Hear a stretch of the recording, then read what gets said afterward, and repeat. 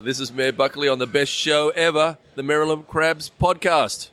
Live from a grungy kitchen table located in Annapolis, Maryland's scenic and historic capital, it's the Maryland Crabs Podcast. With each episode, your hosts, Tim Hamilton, John Frenay, and the occasional guest will dive in and pick apart the stuff that really matters most to you. We're too lazy to actually solve any of these problems, but we can definitely stir the pot. From schools, politics, parking in the fire lane, to those horrible people who drive BMWs. And here with this week's episode, live from the kitchen table, Tim Hamilton and John Frenay. It's the Maryland Crabs, and John's not here to yell at me for singing. I am not a superstitious gentleman, but I will tell you that this podcast, as wonderful as it is, was cursed this week. I think we mentioned it in last week's podcast that we did on juuling, which, by the way, go listen to that, especially if you're a parent, about the dangers of this new vaping thing that looks stupid when people are blowing it out of the car in front of me when they're not pulling out when the light turns green because they're busy texting, and then they stop texting and they pull out right when the light turns red. And that's the dangers of juuling, folks. But we told you that we had planned on having the Eastport A Rockin' episode last week, but we've done maybe 150, maybe 200 episodes, including crab cakes. And in that time, we've never had an issue, and the file was corrupted. So we had to go hat in hand and talk to the organizers, including Jessica Pachler, and said, hey, John screwed up. And he's not here, so I can say that. And we have to re-record. So they were great, and we met them late on Monday night where they were all organizing for the upcoming event of Eastport A Rockin' this Saturday. And everyone sat at the table all quiet while we conducted our interview for the second time, and they were great. And then John and I, if I can pull down the fourth wall a little bit, we record the intro and outro together. So no one's in the room, it's just us. So we'll do the intro, and then we'll say we'll be back after this, and then 10 seconds later, we're like, that was great. And when we got home to edit, that was corrupted. So I called John and I said, hey, let's do this online. And he said a very bad word and said, do it yourself, and hung up. So here I am. And John's at home simmering, getting his Eye on Annapolis daily briefing ready for tomorrow morning, which you really should subscribe to. So here we are. We're listening to Eastport A Rockin', and it's a rockin', not rocking, because it sounds super white when I do that. But that is this Saturday, June 23rd, from 11 a.m. to 8 p.m., and that's downtown Eastport, or down in Eastport.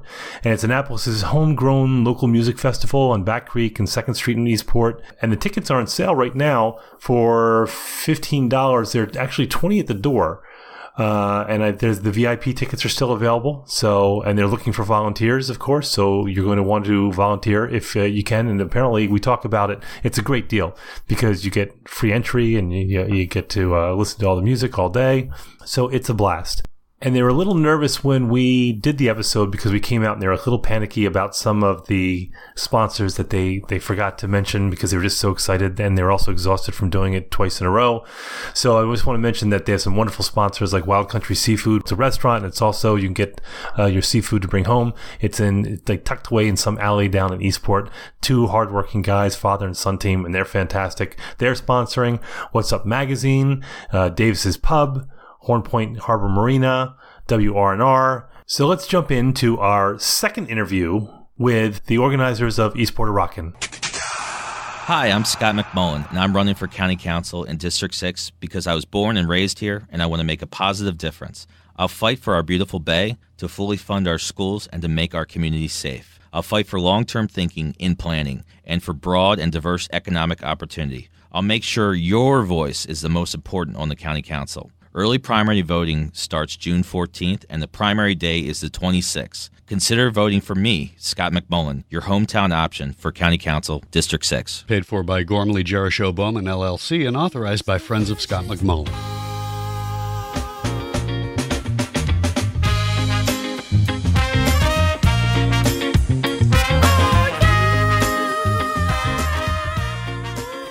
So you are the man behind the festival. I was the man behind the festival. Now we have Jessica Pachler running things. She's been running it for a couple of years, but you are the man behind the festival. Plus, she'll take over if you don't keep an eye on her. I believe it. I did start the festival very long time ago in 1997. I had a cafe here on the corner, which is now the Leeward Cafe. Back then, it was called Cafe Gurus, and it was just an idea that came together to try and attract some attention back to this side of the Eastport with Davis's pub there, and there was another group that I was trying to support too, and the charities. So it's just like all these different things. I just thought it was a beautiful area too, the area around the Maritime Museum. So where did it start? I mean, was it like a drinking night out drinking, as most good stories start, or was it? I mean, what was the genesis? It started out that way, but they end up in jail. I don't know. Actually, I think it was. I like going to music festivals. It's obviously that's what it was. Having going to music festivals, enjoying music, and loving really all of the local bands that we had in Annapolis here at the time. Mm-hmm. I was a big fan of all of the ones that would play out at the bars, and what I really liked when I had my cafe was I also tried to get some music in the cafe on the weekend nights. And because we didn't serve alcohol most of the time, they were underage bands, and they weren't the ones that were playing out in bars, but they wanted to have a venue to play at, to have their friends be able to come and see them out in public. And so kind of started with that, with the music that was going on in the cafe. And memories are coming back. It was 22 years ago when we started this. But it's an incredible legacy. Thing I do recall now that we're talking about it is there were some people that were complaining in the neighborhood because where the cafe is kind of like in That's the odd neighborhood. for Eastport. Yeah, isn't that odd? There were some neighbors that just for some reason didn't like the loud band in the back of the coffee house. So I felt a little bit restrained, in what I could do there. And so I thought, well, you know what? I'm going to try and do a music festival there. We can play loud that way. You're pissed at one band. We'll put 40. That's fine. So and has it always been down here at the Maritime Museum? Yeah, always right there.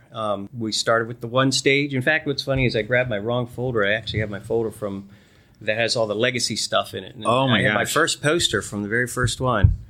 And it was just 4 bands on the one stage right at the end of 2nd Street. And it's hilarious. It was Jepetto, Kelly Bell. That's right. Tickets were $5. $5 tickets. It was Non-Fiction, which had changed names over the course of their career from You're advertising moving pictures and Eastport Oyster Boys, because they've been here every single year. And it wasn't called the Annapolis Maritime Museum at the time. It was McNasby's. Oh, yeah. McNasby's Seafood, right? That's phenomenal. This is crazy. We're gonna have a picture, so go to the. We'll have that in our notes, but that's hilarious. That took me a long time to make up at Kinko's there up at the Festival Center, cutting and pasting and making copies. See, you even outlasted Kinko's. By the way, it wasn't printed; it's photocopied. It's photocopied. Yep. Just the 4. Just the 4. That was it. That was that's all we started with, and it was not quite 1,000 people came. It's still pretty good for the first one. Yeah. I think it was actually no. I think I'm remembering wrong here. It's more like it was more like 700 or maybe 500. Well, that's enough to annoy the neighbors. 22 years ago, that was pretty. Was pretty good, and then we just grew from there. Yep. Now, where did the charity aspect come from? You just wanted to give back to the town, or that also was kind of. Or you just needed to do it for the liquor license. I think it was because there was somebody I knew that was volunteering for a charity organization that was compelling. And then the other idea was, I think you can motivate people sometimes more by appealing to their charitable side than for a profit-making venture. And so this person was working It's cause-based marketing. I'm a marketing sleaze. There you go. Because we weren't paying the bands either, so they kind of had to be motivated that they were doing something, that was going to help somebody else out, to volunteer their time and effort. And I think the first charity that we focused on was, back then it was called Sexual Assault Crisis Center. And then it changed, I guess, organizations throughout the few years that they were the main focus. And we would always have a few extra dollars to give to some other local initiatives, like murals painted on walls or things like that. On this side of the bridge, though. On this side of the bridge only. Yeah. Let Annapolis have their own music festival, like chamber music or something. And how many years did you run it before you... I ran it the first 7 years. And then right after that, actually, John Brock from Davis's Pub at the time, he took up the reins and ran it for a good another 4 or 5 till he started to feel like it was too much of a burden and convinced Jessica Pachler to take it over. And so now it's her. 7 and 5 is 13. That would be 9 years for her. Yeah. Yeah, she's definitely been doing or thereabouts, or the decade, or something like that. Yeah. That's yeah. Well, it is certainly no easy feat to do this for 4 bands and 700 people, with probably a handful of volunteers, I imagine, back then, to what it is now with 38 or 39 bands, 4 stages. How many stages did you have back then? 1 stage back then. And I can't remember when we added the 3rd stage, but I think we ran it the whole first 3 or 4 years. We added the 2nd stage pretty quickly back behind the museum on what we call the lawn stage. The lawn stage. So we had 2 pretty quickly, and then I think it was actually Mr. Sean O'Neill that decided to put the 3rd one up over there in the J World parking lot, and then our good friend Mr. Seth at the Horn Point Marina decided he wanted to get involved and put a 4th stage over in the marina parking lot. So that's only been up there for how many years? 3rd? 3. Yeah, this is I guess it's the 3rd year for that one. That's a great addition. It eases up the crowd a little bit, and more room. You can actually. What I think was kind of cool that they did last year. Anyhow, I noticed is the different style of music was on that stage. I mean, you had the I'm gonna say the louder, funkier stuff that was over there, somewhat removed from the rest of the festival. Not that it was Outcast, but I mean it was cool because they could get loud and funky. Yeah. Oh, I love Outcast. You should get him. That's right. Yeah.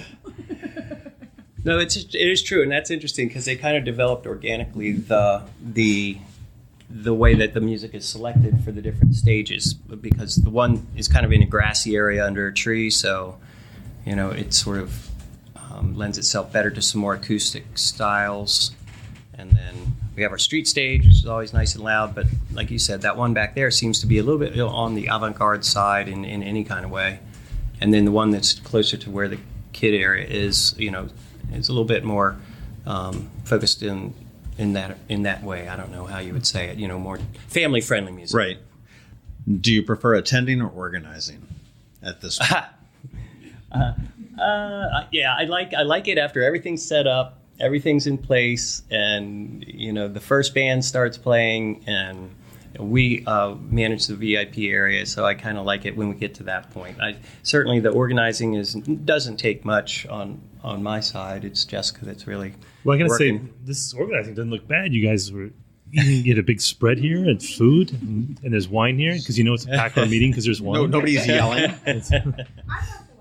Yeah, right. Well, but Jess is drinking. But I've never seen someone drink out of a straw before. But You're very funny.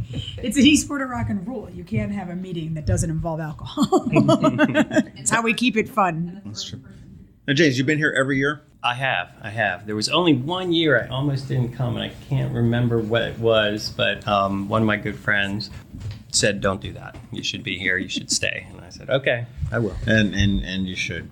Yep. Do you have all the T-shirts?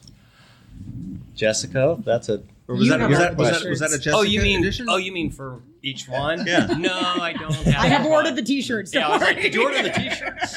Okay. Shit, forgot something. I have my favorites. I saved those. So yeah, I normally tend to wear one of those. I think on the Friday while we're setting up or something because old school. Yeah. We just did a contest with all the old logos or the old T-shirts and stuff like that to see if people could identify. And there were a lot of people that were on. I was trying to throw them off. I'm like, "Are you sure?" They're like, "Yeah, I'm sure." Don't doubt me on Eastport Rockin'. I know the logos. who does the logos? Which is great. What? Who does the logos?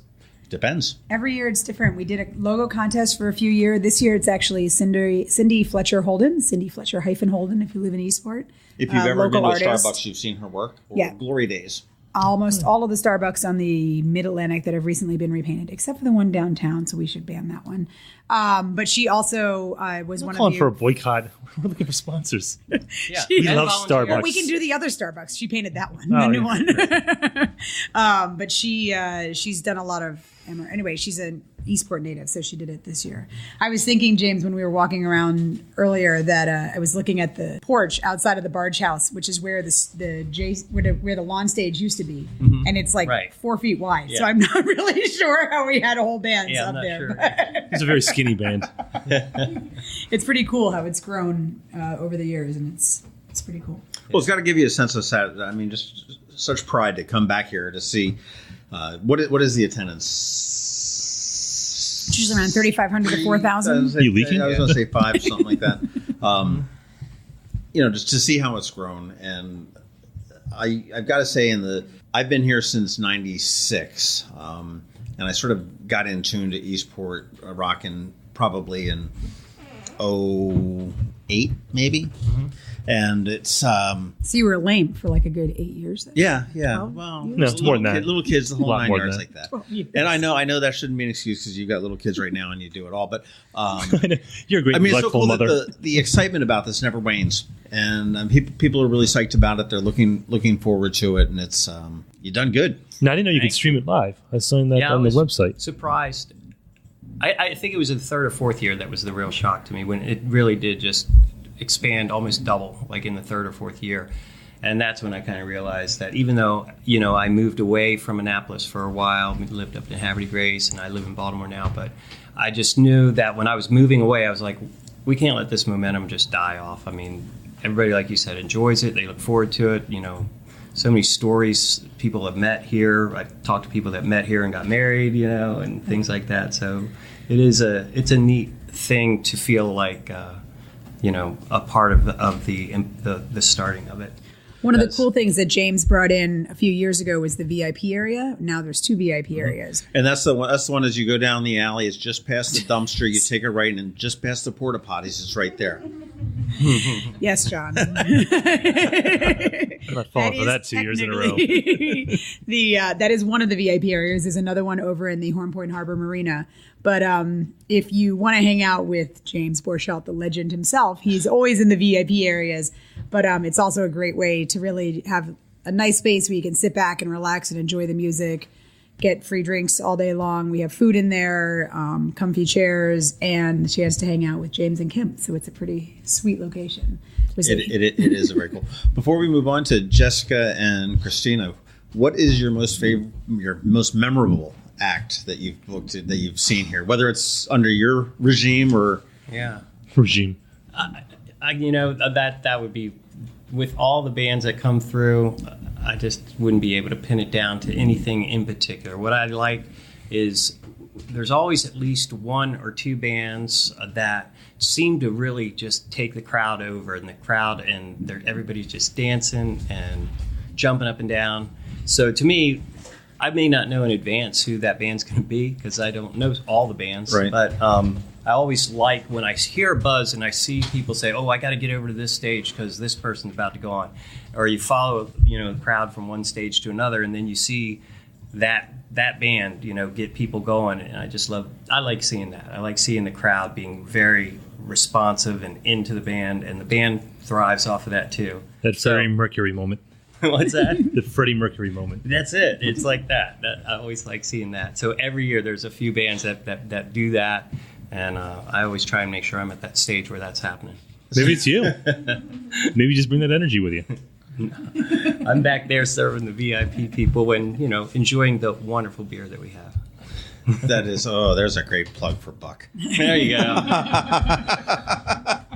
I don't want to go without saying that we do still need some volunteers. And if you go to the website, if anybody wants to help out, if you've never been, it's a great way to get to know the event and come and see what's going on and help out. And what I would say it's even a better thing is to get to know your neighbors. I mean, you get to meet so many people at this event, and some people that you haven't seen, you might only see them once a year, and it's usually at Eastport A Rockin'.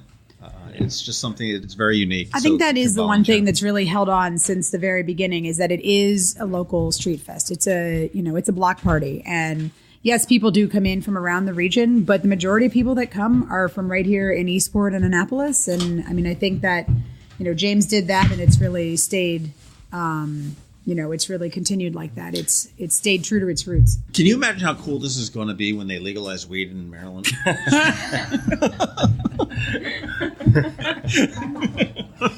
Eastport is smoking. It's gonna cut down on our beer sales. We'll have to figure out that.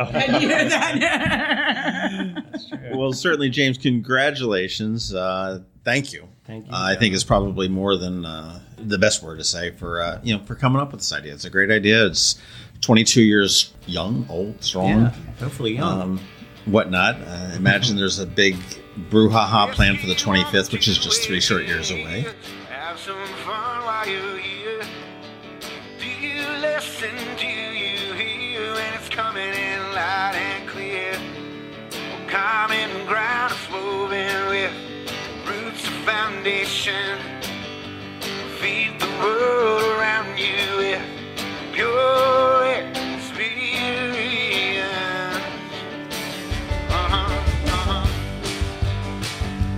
So let's talk about some music.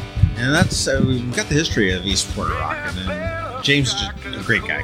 Yeah, he's fantastic. So chill and everything else. But Everyone's so good, too. We had a room full of people, and they're all very quiet.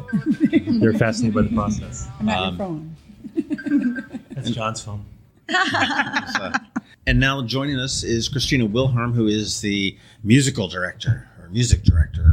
Oh, Either way. Way to meet her right off the bat. Right. She's putting it. Just insult our guests right off the bat. Yeah, whatever your title You don't know my is. title. You're putting the music all together for Eastport A Rockin', and you've got quite the lineup this year. I mean, I gotta say, I am very excited about the lineup, and everyone that I have told the lineup to is very excited. I've been out to as many of the band's previous shows over the past few weeks, and we've been doing some ticket giveaways and announcements, and so I'll have time to announce a few of maybe the headliners. We have the Kelly Bell Band and the Almighty Senators and Grilled Lincolns and Area 301, and I say those 4 bands, and people are like, "Whoa!" But so then at these at the shows, we've been doing like a couple of pairs of ticket giveaways, and the winners are all excited, and I tell them the details, and people always want to know, maybe the whole list, and then I start going through it, and their eyes just get bigger and bigger, and they're like, all those bands are playing on one day, and so we're up to 39 bands now. Good God.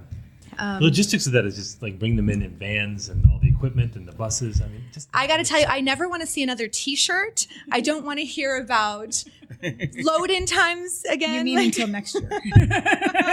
Give me a few months.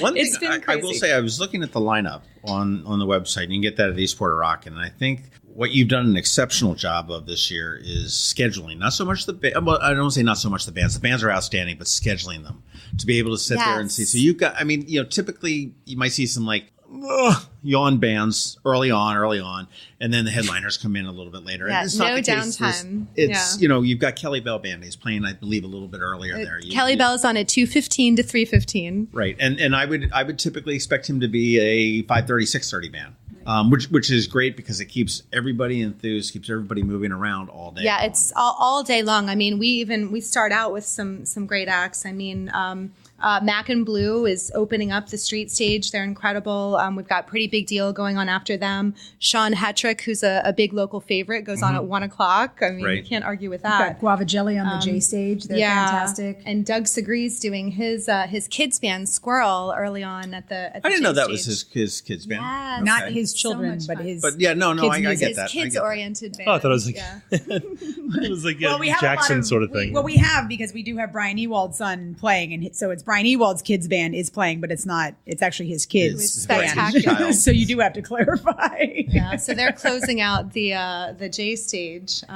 But we have a lot of. You're right. I mean, there is no downtime. I don't know when people are going to eat and get drinks because There will be plenty of time music. because they can do that just passing up and down 2nd Street, and it's Exactly. So I have to say, in all the years that I've been involved, we've always had fantastic music directors. Sean O'Neill was fantastic. Kevin Shook, Brandon Hardesty, and Jenny Paris Brady did it last year, and each one brings their own feel to the stage. And Christina this year has done a phenomenal job, as you said, not only in lining up the bands and in placing them so that there's great music all day long, but also lining up the times so that you can almost see every single band on there if you spend the whole time walking around.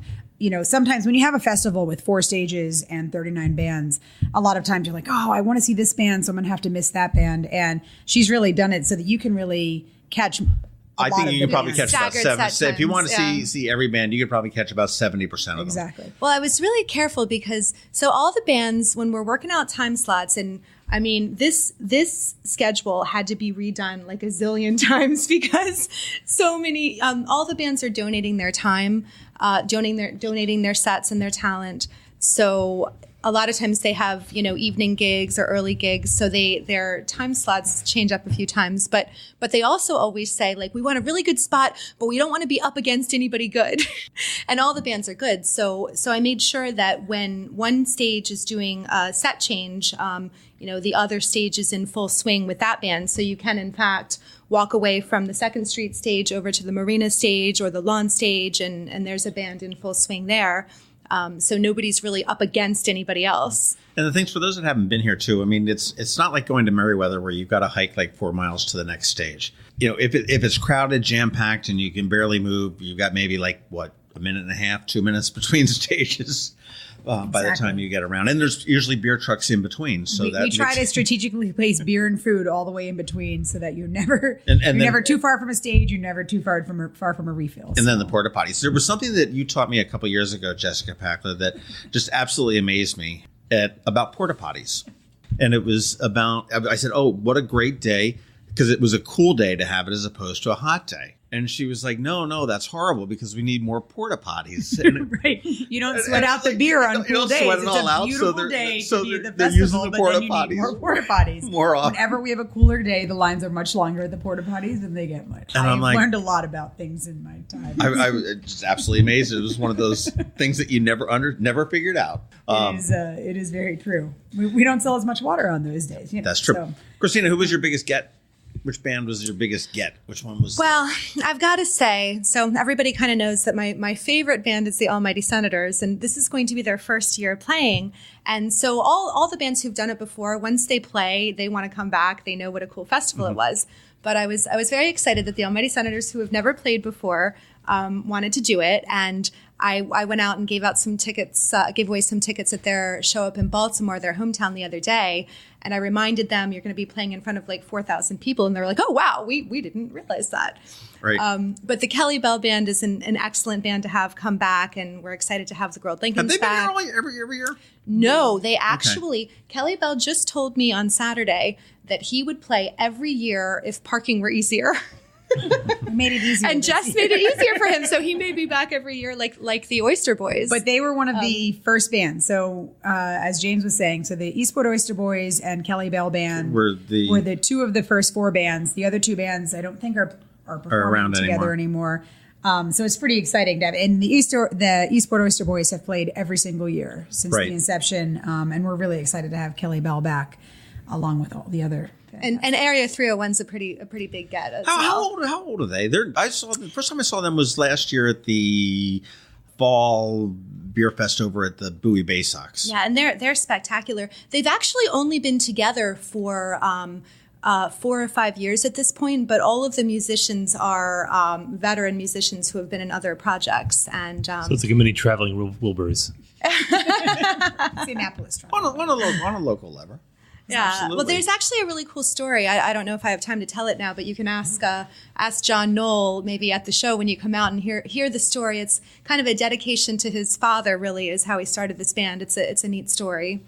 But so those guys are all great. But I wanted to talk a little bit about, so we have, we want to get some big headliner draws, but the event is really about up and coming bands. So we have a lot of new up and coming bands like Burlwood, who's a great Southern rock band. We were talking the other night when I did a giveaway at their show that they are younger in their lifetimes as the Almighty Senators are as a band. But Mr. VCR is a great new up and coming band. And we also have been very careful about having a variety of genres. So we have a great bluegrass band called Folk and Funk, who's only been together for a few years. You just like saying that name. Vulcan Fund. Such a Go back to such a Mr. fun VCR. name. What's the Mr. VCR? So my good friend Ben Bays has pretty much played. He's known as Bongo Ben, and he's pretty much played around town with every band. But they just love to have him sit in. But now he has his own band that's Mr. VCR, and they're just kind of a rock band, but really, really good. Tim's really old, so he was hoping it was like an 80s band. That's the whole I'm sorry. The pathetic thing is that's actually true. I'll show you their logo. It kind of looks like an 80s style logo. Yeah, because there was a band that I saw in DC probably 2 years ago, and it was the same sort of thing. Is that they're playing all 80s music and they were killing it, and they're all like in their 20s. Yeah, That's play awesome. Your music, Grandpa. So we've really tried to, over the years, regardless of who's doing the music directing, stick to that. Support the local bands, support the up-and-coming bands. And it's been pretty cool that there's bands that started out as pretty young bands and now have been playing for multiple years. Pompeii Graffiti is one of them. And then Skribe is another one. Right, exactly. And we have, and then... So Ray Weaver is coming in from Denmark. No, he's not. Yes, he is. No, he's not. Oh, he is. No, he's not. He's stuck in Toronto. No, he'll be here in time. I was just talking to him today. But yeah, right. So a local favorite, but he's gonna sit in with the Eastport Oyster Boys and play a little set of his own. So that'll be fun. And so when we talk about the up and coming, one of the things that we do with the J Stage is it features a lot of the local bands that are coming out of some of the music academies. Annapolis has a phenomenal music scene, as we all know. And in addition to the professional bands, we have multiple music academies that do really great work with the kids. I know the Pretty Music. So Pretty Music Academy, School of Rock. That's P-R-I-D-D-Y. P-R-I-D-D-Y, yes, right, Pretty. And they are actually sponsoring the J Stage. So there's Pretty, there's Naptown Sings, there's School of Rock. And all of them are going to have some of their showcase bands on stage, which is they are amazing bands. I mean, you think, they're high school kids, but they are amazing. And younger still. And younger, some of them, right. I'll tell you, I know if you walked around Midnight Madness this year and you heard rock and roll bands playing at the top of like Fleet Street or something like that, and you're wondering like who that was, chances are it was probably one of these bands that might be here because people were commenting on that. I know at Midnight Madness about, oh my gosh, those guys are good. Exactly. Except for the Ward 1 people. They were saying, turn that damn shit down. But that's we like Ward 1 to come over to our side of town. So they're good. They're good when they come over. Jessica, about the charities, what are we supporting this year beside the John Fernay Send His Kid to College Fund? We do not support that fund. We support the John Fernay Send Himself to the VIP Area Fund. Yeah. Tim Hamilton Miller Lite Fund, but you don't raise enough money for that. No, it's hurtful. We are supporting the Annapolis Maritime Museum, which is obviously right here, where the festival is held. 1/3 of the festival is held on the grounds of the Annapolis Maritime Museum. And ever since the Maritime Museum has been in existence, we've been a big supporter of it, although the festival does predate it. Would that be the second time your phone's gone off, Tim? I'm sorry. I thought that was your phone, John. Not mine. Well, it's usually John, and he doesn't do it normally. So we support the Annapolis Maritime Museum and all of their education programs, and their, they really do a great job with their maritime education and their collecting and supporting of Eastport and Annapolis maritime history. So it's a great. And one thing about the Maritime Museum too that people may not know is that they've grown in the last couple of years, and they acquired or were given somehow over there at the L&O Nature Park. They've got a separate campus up there. Yeah, they have an education campus over there, and so we like to off Edgewood. Off of Edgewood, yep. Yeah. The Ellen Moyer Back Creek Nature Park. So it's all the way down Edgewood past the Giant and back towards Sam's on the waterfront. Before you get to the sailing school. Right. And it's a great location, and they're having an education center set up there, which is fantastic. If you have kids in school in Annapolis, it's likely they've gone to a program at the Maritime Museum, and this is just going to offer more programs. So we're really excited to be supporting of that and supportive of the programming they offer for everyone. And then the other major beneficiary is the Annapolis Musician Fund for Musicians. As Christina was saying, all of the bands play for and that's free. a horrible name. AM/FM. AM/FM. No, AM/FM. Yeah, but Annapolis Fund for Musicians. Why do you got to be so negative, dude? You're always so negative. You're living my life now. Always with the negative ways. No, because Tim screwed this up last week, and we have to come back and redo it. So. When I I tell people about the organization, though, especially when they're not from Annapolis, they're like, wow, that's awesome. Why don't we have something like that? So if you don't know, AMFM is it's basically a short-term disability insurance fund for professional and local, for musicians in Annapolis. And there's also a scholarship component. They provide scholarships to kids who want to further their musical education. And it's an amazing thing. It's very unique to Annapolis. Most other cities don't have it. Even most of the bigger music cities don't have something like this. And it's great. So if you are a musician and you hurt your hand and you can't play a gig that night, they will help cover that gig. If you get canceled because somebody's double booked you, they'll help you cover the list. So you can, rely on them to help you continue to be a professional musician. In a lot of places, it's the really very short-term wrenches that are thrown in front of you as you're going through your life, life of musicians. So what it allows is that it allows people to be full-time musicians and sometimes have part-time jobs or in Annapolis, as opposed to having to music be the side gig all the time. So it really is great. And since we feel like it's a very kind of, we give and they give, because all of our musicians play for free. So the least we could do is support AMFM, but it's a phenomenal program, and we're really excited about that. Is that a tough sell, Christina, getting them to play for free? I have put on a lot of charity shows, and usually it's a lot more difficult, but everybody really wants to play Eastport A Rockin', so I really didn't have a hard time talking them into it. It sort of speaks to the reputation of the festival for 22 years. And I also think it's a reunion. A lot of times if you're a musician, you can't see your friends play their gigs because you're doing your own gigs. And at Eastport A Rockin', you can come and do your gig, and then you can catch a few of the, your friends' bands, which is kind of nice. And we have a green room set up, and everybody gets to hang out there, and it's a really nice. Is it really a room, or is it a tent? Well, it's a tent. See? Negative again. No, that's just my curious mind. We have a green tent. It's also white, not green. There you go, Captain Literal. And then we also we support the Eastport Volunteer Fire Company. We support Eastport Elementary and Eastport Skipjacks and a number of other little small things. But AMFM and the Maritime Museum are the two. What's Eastport Skipjack? They are the baseball team. The Eastport Baseball League for elementary school kids. Fairly new. This is their second season, right? Third. Okay. I was all excited. I just finished Chesapeake on audiobook, and it was 52 hours. I love Michener. Yeah, so I'm Captain Chesapeake right now. I try and tell people all these little tidbits and facts, and they don't care. John. That's it. I love Skipjack facts and Chesapeake facts. I'm a big Chesapeake. But James said you do need volunteers, though, right?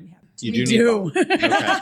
Please volunteer. And what are the perks? Because I know free admission, so you get in free. Right. You get a T-shirt. You don't have to buy a T-shirt, which is a bonus.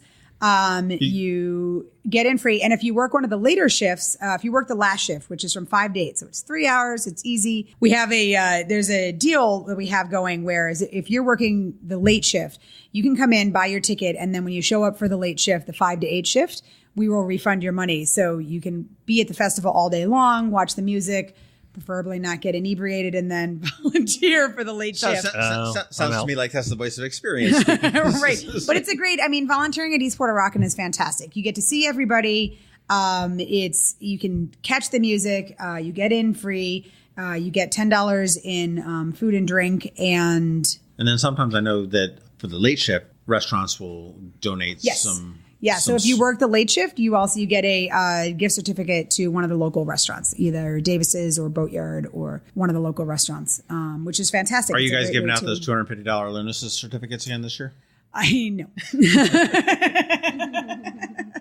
But crab pretzels. Crab pretzel, there's nothing like a crab pretzel after a long day at Eastport. That is true. That is true. And a cold natty bow. And Davis's loves this festival because, that just kicks their business up into high gear. Exactly. Outsiders. Crab pretzel and a cold Yingling. Yeah. Eastport A Rockin' just really brings the town alive. Parking is difficult. I'm not going to lie about it.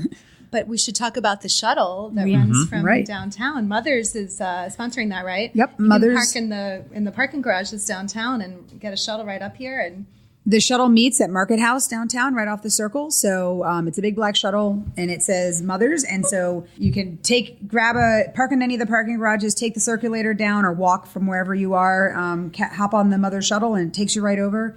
We also work with the local guys, the pedicab guys. They're around. You can always Uber and Lyft in. I mean, the more that's been a great option because it is a neighborhood, right? This is a neighborhood block party. And it's a neighborhood with lots of houses and not so much parking. So, what about the water taxi? And you can take the water taxi from anywhere. Do you know that the water taxi has 26 stops? Wow. So I had no idea. Yeah. Did you know that the Ice Age never reached down to the Chesapeake? It reached down to Pennsylvania. That's why there's no rocks down here. So we're working with an app called Where in Annapolis. And not only does it have a list of all of the water taxi stops, but it also has the whole schedule online. And if you sign up for notifications, it'll tweet you as it'll notify you as bands are coming on stage and with anything special that we have going on throughout the day. So it's all set up. And so you can find where your water taxi stop is and the closest water taxi stop, hop on that water taxi and head over to Eastport A Rockin', and it drops you right off at the Maritime Museum, and you're right in. We have somebody selling tickets. See, that's the way to go. That's the way to do it. That's the best way to do it because it's very Eastport. And I'm looking at the app right now, and it's got right there, Eastport A Rockin'. You tap the J stage, the Yacht Center stage, or the Lawn stage, or the Marina stage, and it'll tell you exactly who's playing, when, where, why. That's pretty cool. Fantastic. This internet thing might catch on. I know, right? It's so crazy. You guys look like you almost got your shit together. Almost. We present well. But I would recommend that if you're going to do that, or actually just in general, you should buy your tickets in advance. Before midnight on Friday night, tickets are $15. But as of 12:01 on Saturday, they become $20. So you save the price of almost a beer. Beers are $6. But you can also pre-buy your beer and your cup online, and you actually save $1 off of every beer. So when you say pre-buy your beer, do you like buy the numbers of beers? Or? Right. So we have two packages. You can buy a cup that comes with one beer. All of our cups, metal cups. So we sell these metal cups. They're stainless steel collectible cups with the logo on it, and they're great because you can have them all day, and then you can just keep them. And that's $10, and it comes with one beer in it. Or you can buy the cup and beer combo, which is $25 and comes with cup and 4 beers. And those beers are priced at $5 a beer, but on the day of the festival, the beers are $6 a beer. So. And what are they, tickets? So you get tickets in the cup or something like that? Yep. You get the tickets when you get to the festival. That. Plenty of food here. Parking, like I say, and Annapolis is such a walking town too. Because I live behind the Giant on Bay Ridge, and I walk down here. Yeah, nice. You can, if you're downtown, you certainly can walk. If you're Eastport, it's an easy walk. It's a second and sort of Chester-ish kind of down into even West Annapolis or Admiral Heights. I mean, I live here in Eastport, and we walk over to the Navy Stadium, and we walk over to West Annapolis for the festivals over there. So it's really not that bad of a walk. Ride your bike. I have a lot of friends in Admiral Heights that are going to ride their bikes down. And the weather looks pretty nice. Does look nice. It does. It's not ungodly hot. We don't want to jinx it. It's about 82. So I need to add more porta potties? Is that what you're saying? No. It's not in the 70s. So we're still sweating. We're still sweating, but it's not ungodly hot. And I wanted to say, so Jess mentioned they're $15 in advance, which to me, for 4 stages and 39 bands is just an incredible good deal. If you think about the fact that in 1997, it was $5, so it's only $10 more expensive than it was 22 years ago. Many times as many bands. And I wanted to give a shout out to the bands that we hadn't mentioned yet. There's such a wide variety. I mean, we've got blues legend, the Kelly Bell Band, but then we have the Hall Williams Band, who is a great jam band. Alex Peters, a local favorite, is playing. Leo Insignis. We've got a Hoodoo Few, who's been here before. Penny Pistolero, Troll Tribe, Naked Jungle, who may be breathing fire. Tremendous Athlete is Casey from Jimmy's Chicken Shack. We have Kitten the Chardonnay Boys. They're fun too. Yes, they're so much fun. I've spent a lot of time listening to each and every one of these bands, and they're just incredible. So you're not going to miss out. Your job sucks. I know. I love it. But I'm so thankful to all of these bands for donating their sets, and each and every one of them is spectacular. We have Lucid doing a reunion, and they are, if you all remember, they're a reggae band that was big in town, and they're getting back together for Eastport A Rockin' this year. So very excited. One of the ways that we're able to get all these bands, well, they volunteer their time, but to keep the prices low so that you can see all the bands, is we have phenomenal sponsors that come on every year. And we've talked about a few of them. Buck Distributing, they do all of our beer, and it's Yingling and Miller, and then a bunch of craft products like Flying Dog. Lanning Kugel.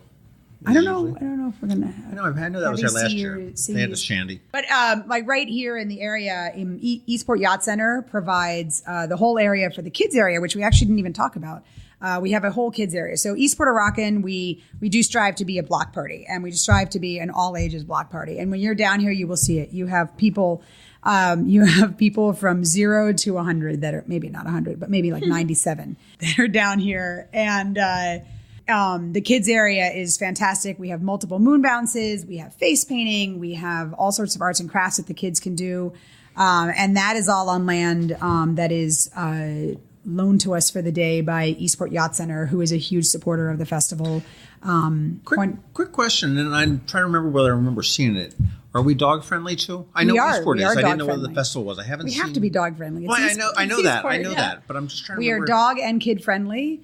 Strollers are welcome. Coolers are not. Okay. So can't bring in your own alcohol. We are boat friendly, right? You can bring your boat up, and if you're a museum member, you can dock at the and you get here in time. It's first come first serve.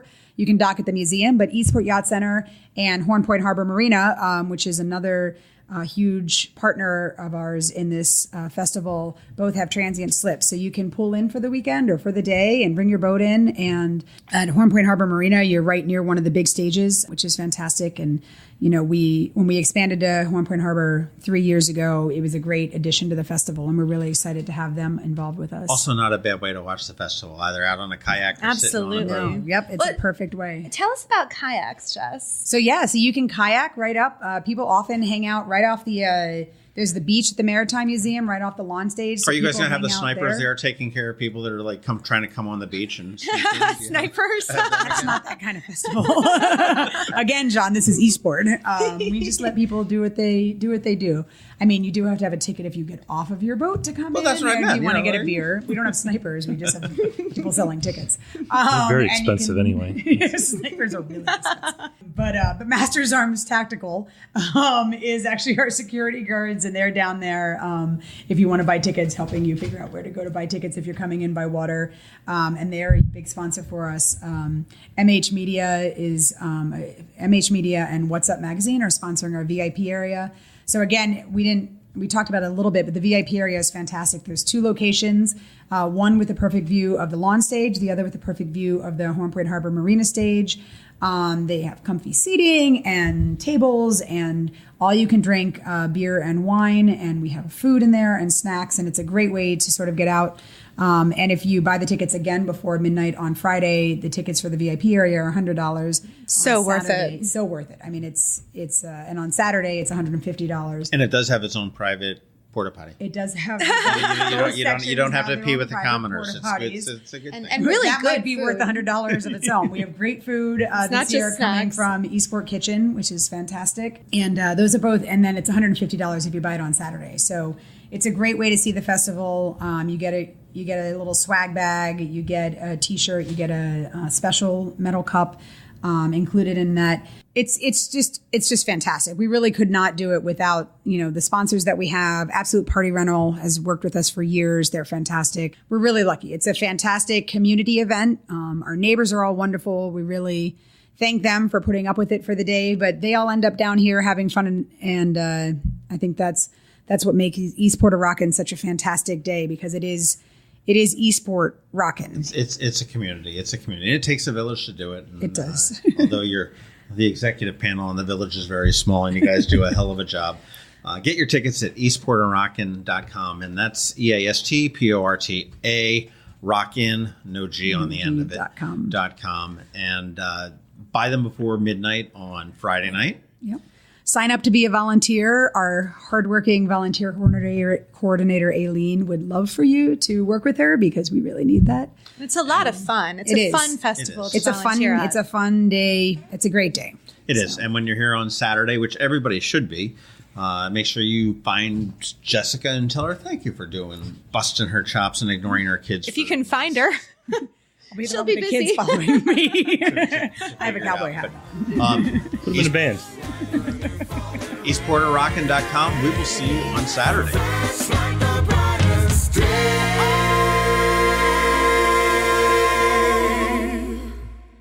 It's booty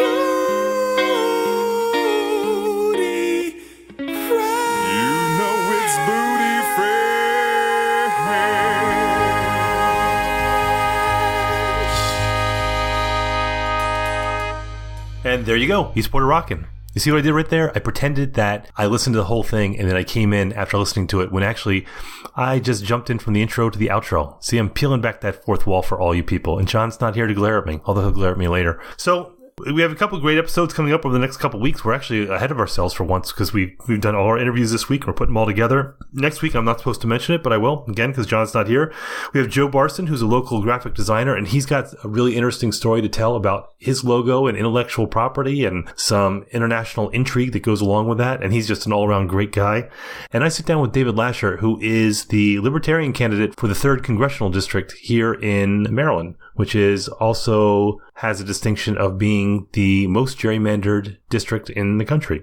And then we have a few crab cakes that are coming up as well. I don't want to spoil the surprise, but for those of you who grew up in the D.C. area, not so much over here, but over in Montgomery County, Prince George's County, even Howard County, Frederick County, I'm going to have a blast from the past from your childhood. And it's not the Bill from Schoolhouse Rock, but you're still going to be excited. In the meantime, you can find us at Facebook. Of course, we have a page and we have a group. Both of them are great, and we're just kind of hedging all our bets. That's why we have 2 different sites on Facebook. And you can find us on Twitter at MD Crabs Podcast. You can send us an email at info@themarylandcrabs.com. And of course, our website is themarylandcrabs.com.